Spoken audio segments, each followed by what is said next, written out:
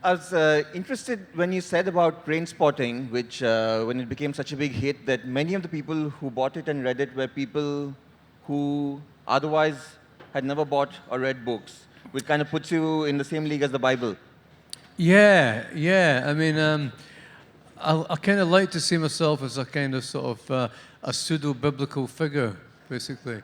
But yeah, I mean, it was quite an interesting thing because a lot of people were, it was supposed to be the most shoplifted book ever in Britain, and kind of probably mostly by myself at that time, to be honest. But it was uh, it was quite nice to see a lot of people that had kind of, had never had much experience with reading being introduced to it.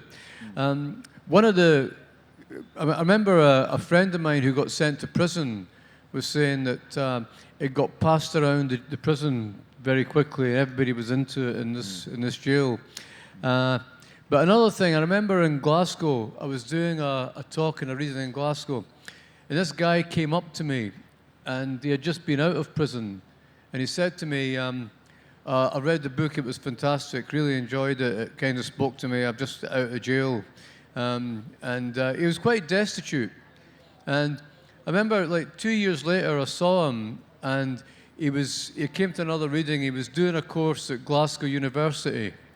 And he had done an access course, and then he had got onto a full English literature course. And he was like, "Oh, I really enjoy your books. They've changed my life. I've turned it around. Because I got into reading because of you." About 5 years later, I saw him, and he was a lecturer at a university in Australia in literature. And he's like, and now he's a professor of English literature at a university in Texas.